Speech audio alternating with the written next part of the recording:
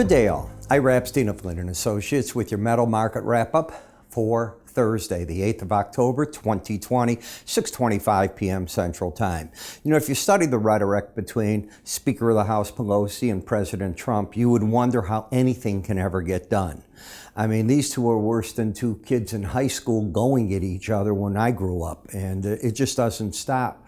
Ms. Pelosi now wants to call a committee together to study the president's mental capacity, and I can't imagine what he's going to say about her. It just gets worse and worse, and yet we're trying to make a COVID relief bill for the airlines, and the president's demanding it for small business. She, on the other hand, wants to fight the president with making sure the money's allocated, don't go to other programs. We'll see where it all goes. We can only hope that cooler heads prevail and something gets done, because I don't care about them, the people, we need something done to help a lot in our economy. As good as things are, and as much as the market tries to go up, the exchange tonight raised a lot of margin, so beware of that. Goldman is putting out warnings that the volatility is picking up. Our clearing firm, I'm with Wedbush Securities as well, at Wedbush Futures they call this one. They are raising margins right after the 12th. So you're getting firms that are taking the protection, and you've got to do that. You got to protect the client from the volatility that's probably going to come, and we're seeing that in the marketplace. When we take a look at a weekly chart of gold, all that you've done is correct from 2010 down into this 18-day average of closes, and so far you've held it. A close under 1879.10 this week will be ugly on the chart. Staying above it, well, how long can it do it? For the week, we're down $11.60. Now, the interesting thing is, if you were to just finish like this and then get over last week's high by the end of this week, which was 1920, this chart would look a heck of a lot different. I would be willing to say that I believe that the correction has run its course. I'm not there yet, but I'm giving you the what-if scenario.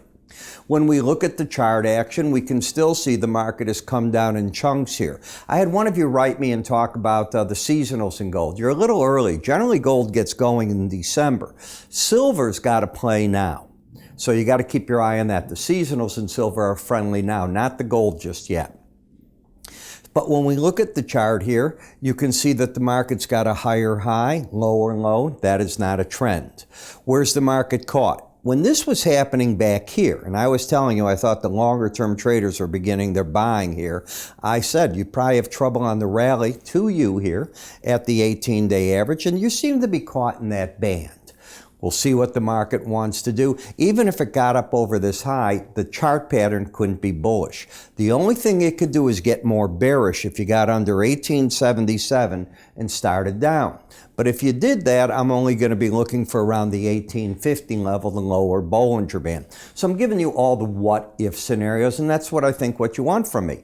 Going home, if you look at the momentum and all this, the chart's a mess. It is not setting up for anything other than the longer-term boys buying that 100-day average and trying to hold on. The gold-silver ratio, I've mentioned to you that it's going sideways here, and that's exactly what it's doing. It's at least not rallying anymore where silver loses to gold, but it's also not gaining on gold. So the market's caught in a play here. If this market were to get back over this high, on this scenario, what you could have then is just what you've got now, by the way, a lower low and a higher high. There's nothing on this unless you broke through today's lows and then reversed back up and closed strong to be bullish on the chart. What can be bearish? Just staying this way and heading down, you could end up, if you were to finish right now, you'd have lower highs, lower lows, but we haven't finished. So the pattern is still one of the higher high, lower low. Momentum is trying to go up, the bias remains down, and the resistance is the 2445 level. This is not an interesting chart either. Now, the copper market tomorrow sees the Chinese buyers come back, so be ready for that. They have been gone for the Golden Week, and China's unique. When they get these national holidays, everything stops. Their stock market stops. Their trading in foreign currency drops. Their metal purchases, all things like that, they stop.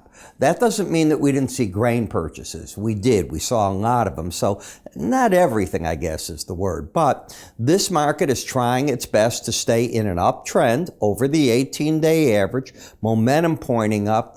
I would say again, we got up to 312 once before, and that proved awfully expensive. You went from there to the 283 level. So I don't know how much upside you got left here. What I do say, I was surprised you got under the 290 level. I thought you were going to hold that, and you've come back with a vengeance. So staying down, not easy. COVID issue certainly there, and the market's getting a bid as the U.S. markets are now thinking, well, maybe a relief package. The market's going to be sensitive to that.